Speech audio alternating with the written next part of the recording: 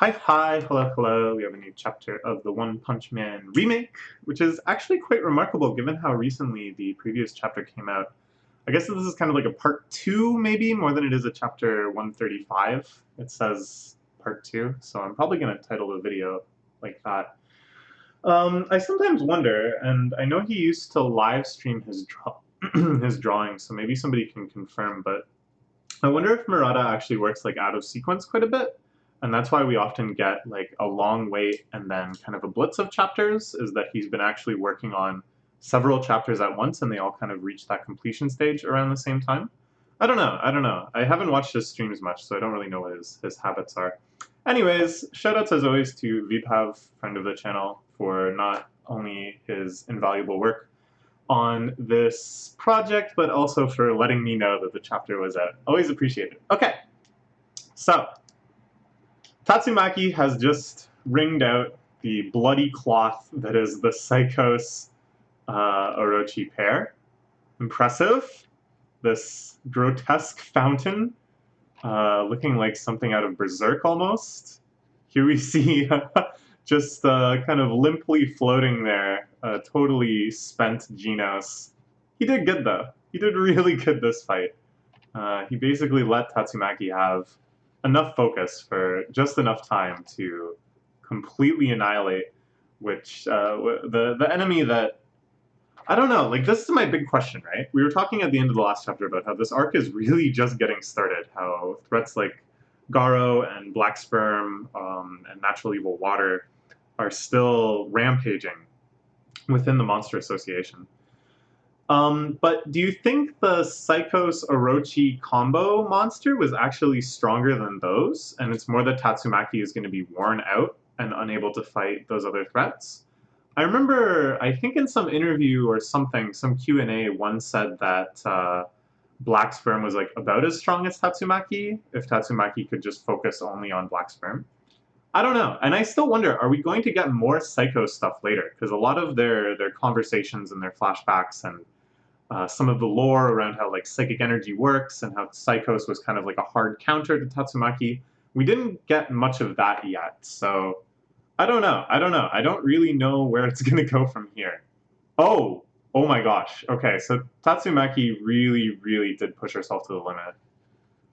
So this is a pretty good excuse to not be fighting all of the monsters that remain. Oh my gosh. It's very similar to the imagery before where Genos had the like laser energy coming out of his eyes and mouth and how disturbing that was. This is the kind of disturbing imagery that it reminded me of. Blood gushing. Jeez. It vanished. So the barrier disappeared. Wavelength of her power fluctuated. Time like this, did I use too much power at once? She kind of overdid it. That was like the biggest tornado we've ever seen out of her. She warped the entire city around it like she was Junji Ito. Power loosened. Okay, the Psychos Orochi monster is still going strong. For a second, it becomes octopus-like and blasts ink. And then turns into like a fighter jet? Oh man, I don't know. This is really impressive to me. Just the number of layers of kind of like iconic representation, these like monster aesthetics that Orochi just keeps cycling through as he absorbs and transforms and stuff. But I never would have guessed monster fighter jet. Monster fighter jet. Is this friggin' Hisone Tomaso-tan? Is this the Hisamaso? So yeah, it's an Orochi fighter jet. That's what we're looking at. I suppose Psychos is on board as well, in whatever form she happens to be in now. Absorb the flesh and blood from humans in the city. Wow, she even has like the fighter jet mascot. That is just so crazy. Oh my gosh, that's so crazy. I don't know. Just the fact that she was so inhuman for so long, and then she just went back to some normal lady in a fighter jet. Oh man, this is crazy. Okay, all right, I'll take it. So what is gonna happen with this character now? She's still acting as if she's gonna like continue the fight immediately. I'm gonna absorb the flesh and blood from the humans in the city. Um, this would be like a perfect excuse to just kind of like write her out from the rest of the arc, have everybody focus on the other monsters. But I think instead maybe she's gonna get. I don't know what's gonna happen. Presence scattered. Ooh, she's using some sort of psychic energy decoy. Aha, yeah, Tatsumaki used the same trick on her. Hmm. That's kind of cool. I like that sort of thing where people learn from one another during the fight and they hit them back with like the move that worked on them first. Usually it's like the hero starts to adapt to the villain, but here the villain is one step ahead. Even the monster Tatsumaki had her limits, huh? It's like I'm in luck. Okay. This is an amazing Tatsumaki face. Actually, both of these, for their own reasons, are amazing Tatsumaki faces. Just the way that Murata and learning from one totally in this regard is willing to like undercut the seriousness and severity. Like the shot of Tatsumaki, like her eyes totally white, kind of rocked, her whole body just seized by this power. It's very evocative. It's very potent and genuinely chilling. There's blood gushing out of her hands too, like she's got Christ-like stigmata or whatever. That's wild. But then it changes to this like goofy, really over the top, frowning, angry face with like the gigantic stress throb thing. It's unreal. This is an amazing shot too. The tiny, tiny Tatsumaki and the overwhelming supernova of her energy. Okay. She shot down the fighter jet. So maybe there's not going to be another development. I don't know. Maybe this is just the final victory of Tatsumaki. Oh, what a shot. Oh my gosh. This is so cool. Because, like, we saw the city, you know, spiralifying, getting tornadoed before, and it looked awesome. But it was like a very, like, in the moment, very intense, you know, catastrophic type shot. Now we get this kind of more of like a landscape shot, if that makes sense. That city is now what it is. It's now permanently like that. It's now this is the landscape and the setting. And instead we get this insane Ultima orb scattering out. We see in the very, very center this tiny little pinpoint star, which is Tatsumaki. And unceremoniously, as if it was easy, as if it was like popping bubbles. the decoy planes and the real plane disintegrating in midair. And these amazing sound effects. Zoo, zoo, zoo, zoo, zoo, zoo. Oh, that's just incredible.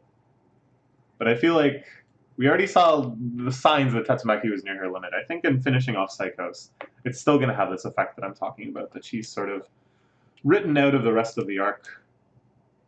Barrier, and a ridiculous one at the size of that. I've also inverted the direction of the barrier.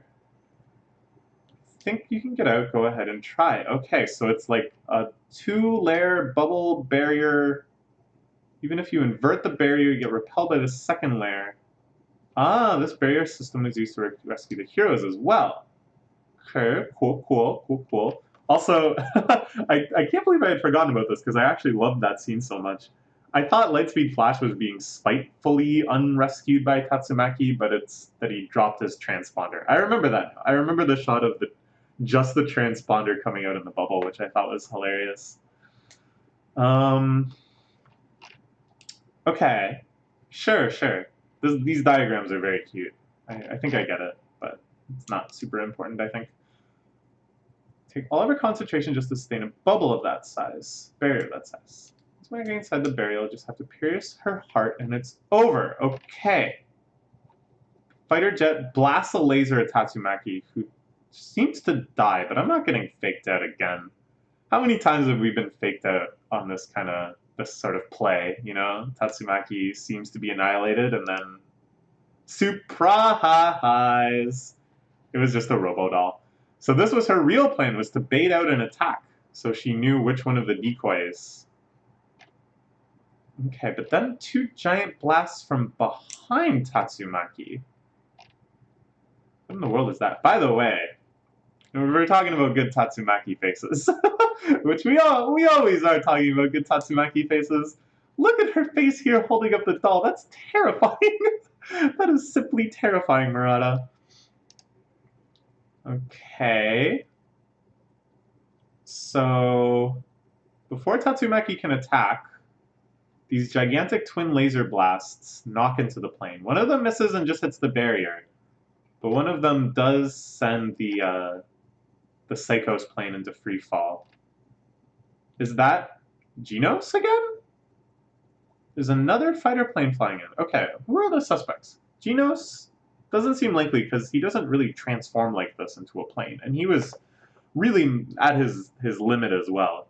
Could be Drive Knight, but I think we've seen all of Drive Knight's transformations now, because they're all shogi themed, and we've gone through all of the shogi pieces. Right? I think so. Had we? I kind of remember at the time thinking, okay, that's all of them. I don't know. Metal Knight? It could be Metal Knight, and it would be very suspicious if it was Metal Knight, given that he had been totally uninvolved with the fight so far. And there's all of this conspiracy and suggestion that perhaps Metal Knight was up to something. But it would be very interesting if it was, because it could be suggesting that Metal Knight really wants the Orochi technology, that he wants to understand Orochi's ability to transform and grow and absorb the energies of other things and incorporate that somehow into his machinery. I'm betting it's Metal Knight. Oh, no, it's Drive Knight. What the heck? Okay. Target acquired. Amorphous creature of unidentified type. Commencing suppression and sample collection. So he's got this disturbing Iron Maiden looking thing called Checkmate. Again, shogi jokes. But what is this transformation? What is it called? What other shogi pieces there? Perhaps this is like a promoted rook or something. That would be kind of cool. So what? So Drive Knight. Oh, is that it? Oh, no. Okay. Okay, fine. Mr. Drive Knight. Son of a bitch, he was alive. Chasing down the Orochi plane. Dare oppose the cumulation of my evolution? Foolish interior life forms. The true nature of evolution is rivalry. How are they having this conversation? How can they hear each other? Is Psychos really that loud? I don't know. It doesn't matter. It's like Top Gun up in here.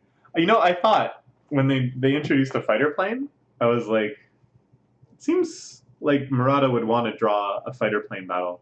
It almost feels like they had been reading Dr. Stone and saw the recent Dr. Stone chapter where there was a biplane battle. Like, oh yeah, that does seem cool. Plane fight. Yeah, let's do a plane fight. How are we going to do a plane fight? Okay, well, Psychos can turn Orochi into a plane. Sure. Who else can turn into a plane? Let's say Drive Knight can turn into a plane.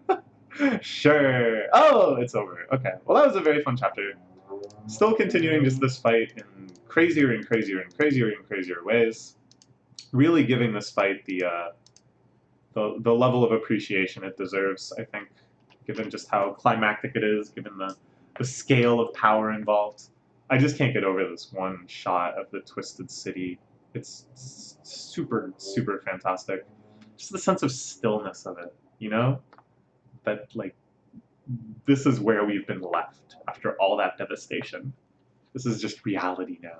Okay, hopefully we will continue this blitz of chapters, maybe until the end of this fight at least. And then, as I said, this arc is just getting started. There's a million other things we're going to cover from there. I'm looking forward to it. I hope you're looking forward to it too. Please have a great day. I will join you with the next chapter. Bye-bye.